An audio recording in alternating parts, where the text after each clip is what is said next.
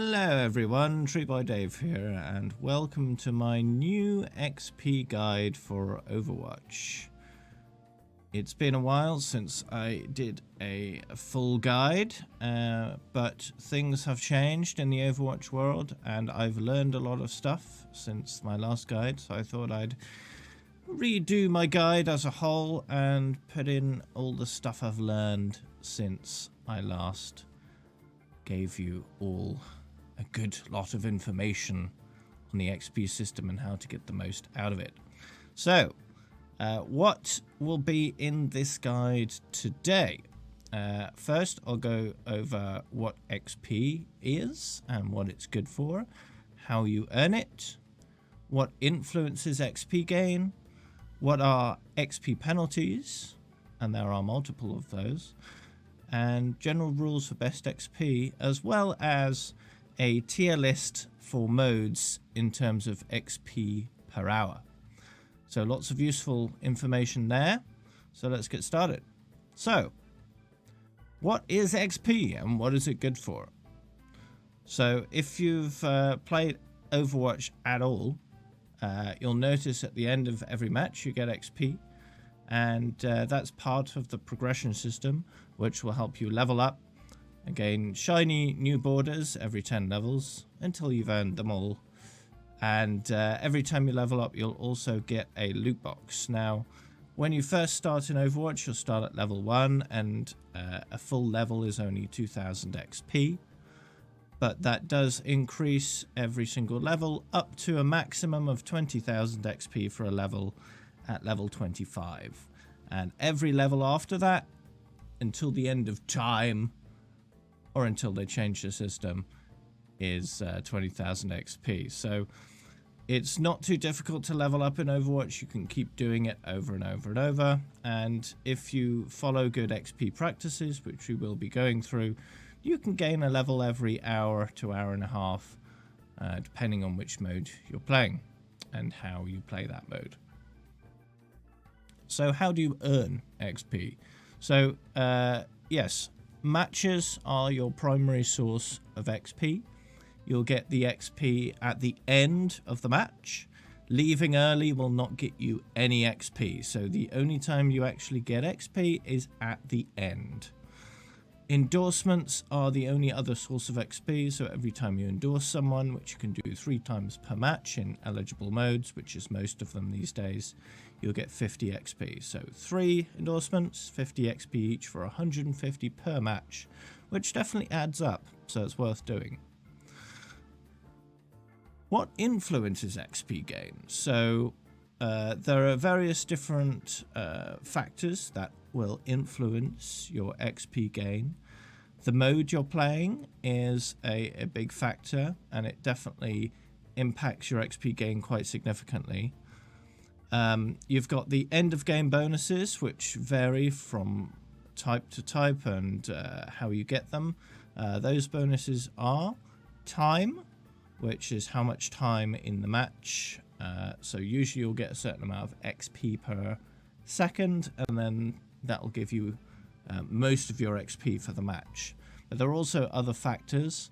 There's a match finish bonus, which is just a chunk of XP for finishing the match, which you will always get because you only get XP when you finish the match. So it's guaranteed, that bonus. Win, pretty self-explanatory. A good chunk of XP if you can win, which hopefully you're doing at least 50% of the time. Backfill bonus, that's a good chunk of XP if you are backfilled into a game. So it's free XP if you get into one of those games that you backfill into it and then it just says victory or defeat. More than likely defeat, because someone's left because they're going to lose, and then you get in. It's still a chunk of XP for doing literally nothing. So, you know, a bit further along towards that next loot box. Consecutive match, that's an important one. It's a good chunk of XP, and it's awarded if you don't leave the match early or don't leave the end screen or the queue. Now, some modes will not auto queue you, but will still give consecutive match bonus. A good example of that is 3v3 or 6v6. Those will not re-queue you straight away automatically, but you still get consecutive match bonus if you then queue again for that same mode. So important to note there, for those modes that don't re-queue you, consecutive match bonus can still happen. Competitive does not give consecutive match bonus, so you don't need to worry about waiting all the way until the end. There's no benefit to doing that. But unless you want to see the rank going up and down at the end. But that's personal preference. Medal, that's it rewards you on your best medal, so either bronze, silver, or gold. Getting multiple of the same medal doesn't give you any more XP. It's just a base amount based on the medal that you've earned. So gold being the best medal you can earn, so try to aim for gold if you want the best medal bonus there. And first win of the day. Now, first win of the day, pretty self-explanatory. The first win you get in a day will give you a good chunk of XP, and it's pretty much always, I've never ever seen it anything else, 1,500 XP. That's no matter what mode you're playing. It's always that much. Now, what else influences XP gain is group bonus. Now, that's a significant amount because it's a 20% bonus on top of everything else. Very few sources of XP are not affected by group bonus. One of those is first win of the day, which is understandable, since that would be a bit overpowered if group bonus applied to that. But yeah, 20% XP bonus for being in a group. And the group size doesn't matter on that one, so whether you're in a group of 2, 3, 4, 5, or 6, it's still 20%. So find a friend, group up with them, get more XP. Super simple, super easy, super effective. Now, endorsements are available in most modes, so you should be able to earn the endorsement XP from most modes. There are some modes that endorsements are not available. And now, 2 of those off the top of my head are 1v1 mystery duel, because you can't endorse 3 people, so it doesn't give you the chance. And play versus AI. No endorsing in that either. Not sure why. There's 6 people in that mode, but it's just what it is, really. That mode is trash for XP anyway, so don't worry about that. And the last thing that influences XP gain is queue times. So the longer the queue times, the less XP you're getting per hour. So it doesn't influence the XP in the match, but it influences your overall XP per hour, which is fairly self-explanatory. But yes, XP penalties. So there are 2 types of XP penalty. There's the 75% penalty.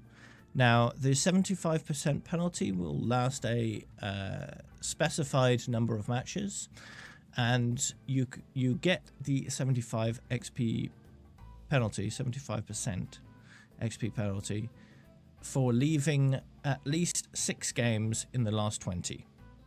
So the system will track your last 20 games, and if you've left at least 6 of those, it will give you a penalty.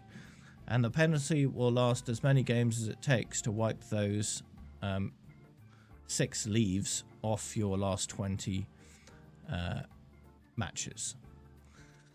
I believe. Now, personal experience with XP penalty, I've tried to avoid it as much as possible.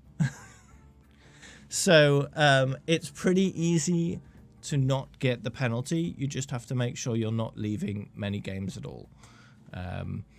But yeah, 6 games in the last 20 is quite a significant percentage of left games. So the best way to avoid that is try to leave games as little as possible. Now, the other XP penalty is the soft XP penalty, as I call it, which is penalizing you for having games that are too short. So the penalty will make it so that any matches under 1 minute will grant 0 XP. And then from 1 minute to 3 minutes, it's a linear scale up to from 0% to 100%.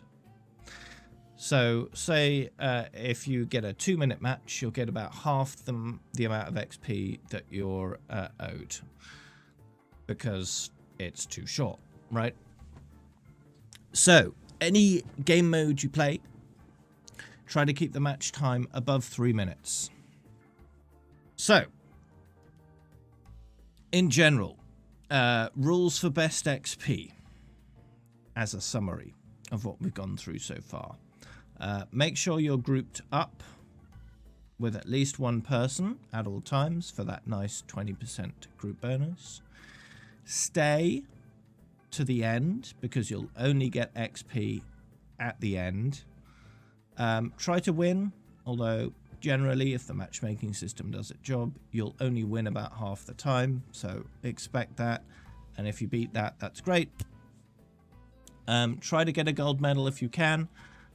You only need one for the best medal bonus. You don't need more than one. Sharing is caring, you know. Let other people get some gold medals too. Try to get at least one win per day. Not too difficult. You can't win if you don't play. Endorse 3 people if you can. Sometimes if you're queuing into games with the same people as you've played previously, you'll run out of people to endorse. But consecutive match bonus is still better than endorsement XP, so I wouldn't recommend chopping off your consecutive match bonus for extra endorsement XP. I'd recommend just sticking it out and hope the matchmaking system pairs you up with different people sooner rather than later. Try to minimize queue times by choosing your mode carefully. Some modes have a lot longer queue times than others, so experiment with the ones you like and see what's the best. Minimize those queue times and have more fun. I don't know anyone that enjoys queuing, so try to queue less. And if your queue times are less than 2 minutes, try to keep your games fairly short, at least above 3 minutes, but short as you can above that. And for longer queue times above 2 minutes, longer games are better. So don't worry about short games if your queue times are longer. But let's get into the meat of the matter, right? The tier list of modes in terms of XP per hour. So I'm going to start from the bottom and work my way up from there. Now, all of these XP per hour values are for 8 matches per hour. Now, for some modes, you're going to do worse than that in terms of matches per hour, so the XP is going to be worse, especially if queue times are longer. But for comparison's sake, all of these are at 8 matches per hour, so it's fair across the board in terms of comparing them. All right. So, starting at the absolute bottom, as I've mentioned already, is Yeti Hunter. Now, Yeti Hunter is real bad simply because the games are typically very, very short. And as we've discussed, games less than 3 minutes are going to have progressively increased penalty for short games. So generally, Yeti Hunter is just bad because the games are incredibly short. So that's F tier, and Yeti Hunter is the only one in F tier because it's just that bad. In my research, it's gained around 10,000 XP per hour, which is just trash. Now, that's on the optimistic side of things as well. So, avoid if you have the option. So, D tier. Now, D tier stuff is pretty bad. Not that great at all. In D tier, we have play versus AI at 14,000 XP per hour. Not great. You can do a lot better than that. They may be easy games, but they penalize you in XP gain for that.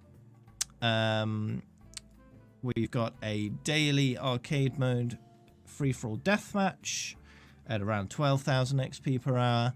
Real bad. Avoid if you can.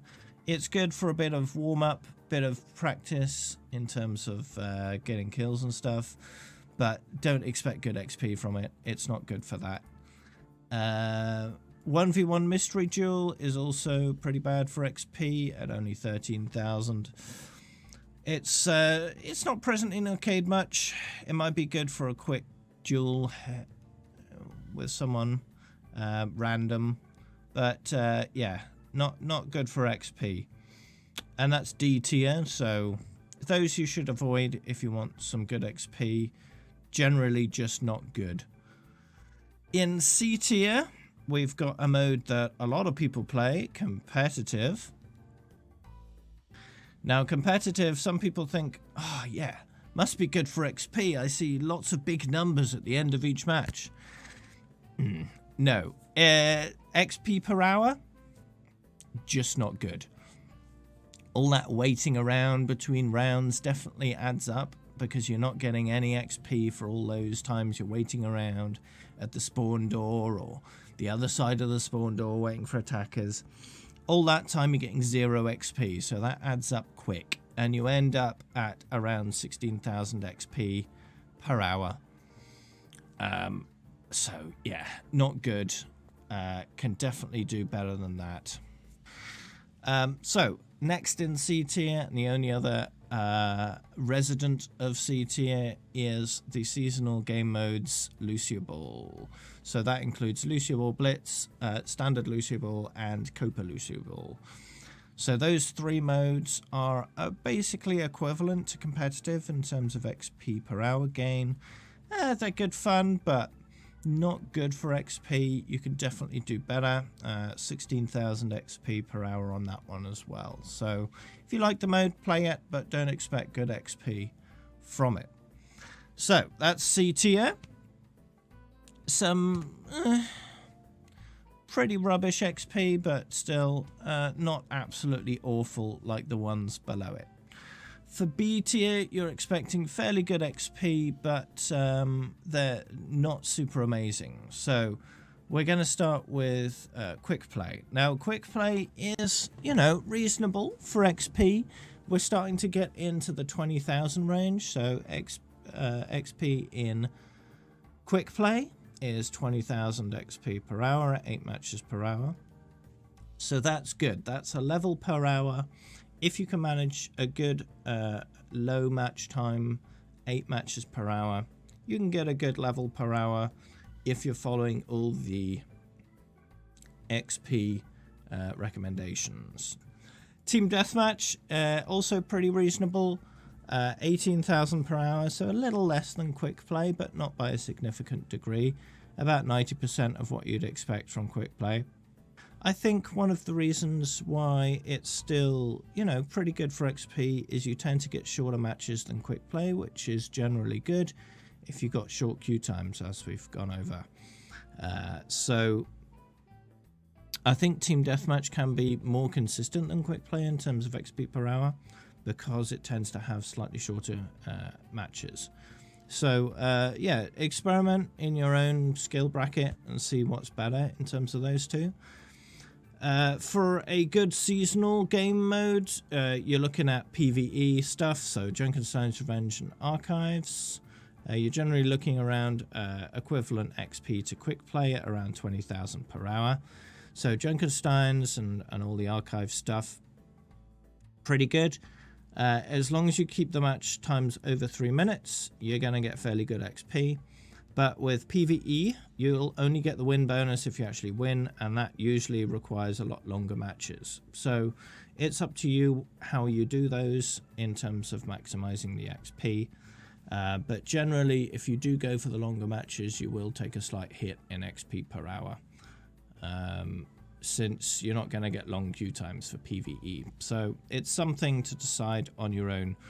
If you're going to go for the shorter matches, I'd recommend going in with a full stack of 4, so you're not inconveniencing any randoms, because short matches in PvE will require you to get a 3-minute match and then lose. And most randoms will not want to lose, so go in with a full stack if you want to do that. Last in beer tier, we've got May's Snowball Offensive. That is an elimination game mode, which makes it fairly good at 21,000 XP, so slightly better XP than quick play for that one. So benefits in 3-minute or more match time, and since it's a 6v6 mode, that's fairly easy to accomplish. So if you want a good XP per hour mode in the winter event, May Snowball Offensive, very good for that. Now, the new May deathmatch mode is likely to be on the lower end of the XP spectrum, around D tier or C tier. So if you want to play a good mode that's consistently available in the winter mode event, then go for May Snowball Offensive. It's not as interesting, it's a much older mode, but better XP.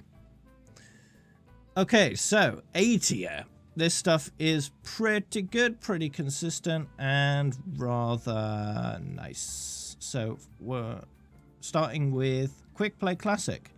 Now, I've put Quick Play Classic a tier above normal Quick Play for one simple reason: queue times.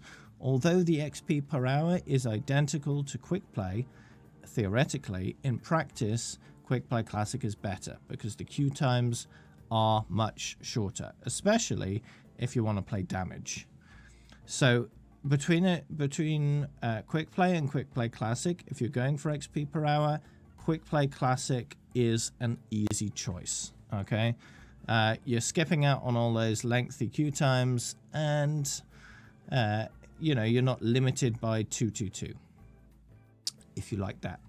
Some people don't like that. They like the 222 structure, but you are taking a queue time penalty for playing normal Quick Play. So up to you, but if you're going for XP per hour, Quick Play Classic is definitely the better mode for that between those two. Also in A tier, we've got Mystery Heroes. It's a very solid mode, always available, which puts it above things like Team Deathmatch. Mystery Heroes is always available in arcade, and it's a solid mode. 19,000 XP, so a little less than Quick Play Classic, but still good fun and definitely worth playing if you like that kind of Mystery Heroes nonsense you get with RNG. Also, in the A tier, Capture the Flag. It's a good 20k game mode. It's decent. You get good XP. You get endorsements like a lot of other modes now, and it's just good fun. The Blitz mode is generally good for shorter matches, so you can get consistently short matches to capture the flag. So that's why I've put it in A tier. It's just good for shorter matches to get those higher XP per hour values. And lastly, in A tier is a load of other modes. Low gravity, Total Mayhem, No Limits. They're all very good, all 20k XP, and all daily modes. So if you see any of those and you fancy doing them, know that you'll still get good XP for it. You're not taking a penalty over something like Quick Play Classic. Feel free to enjoy at will and get good XP. So, as you can see, we've only got one mode left, and that belongs solidly in S tier, which is the elimination game modes, 3v3 and 6v6. The only downside with these modes is they are a daily mode, so they'll only be available for the one day. Maybe one day of the week and the other another day of the week. Maybe they'll pop up a few times a week, but they're always worth playing if you're going for XP per hour. 24,000 XP at 8 matches per hour is definitely worth having. It's a good 20% on top of what you'd usually expect from Quick Play Classic. So if you have a choice of playing either 3v3 or 6v6, taking it is a good choice always. But remember, the 3v3 mode specifically, try to keep the match time over 3 minutes, since otherwise you'll get a penalty for shorter matches. So that is your tier list. Pretty clear which modes you should avoid and which you should play whenever you like. I'd stick between S and B tier, C tier and lower. Avoid if you're going for XP per hour. Lucy Ball might be fun, you know, when Summer Games is on, but it's just not good for XP. Free For All might be good for a bit of practice, but it's not good for XP, right?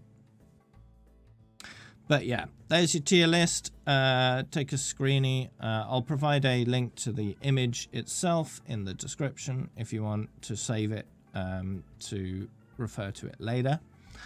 But yeah, that will conclude my XP guide. I hope you enjoyed it and got a lot out of it. If you thought it was useful and you think other people might want to see it too, be sure to share it around. Give it a like, you know.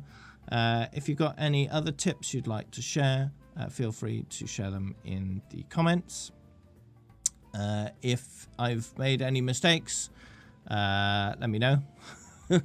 I want to make this the best guide it can be, and if I've made any egregious mistakes, I'll be sure to correct it in a pinned comment or something like that.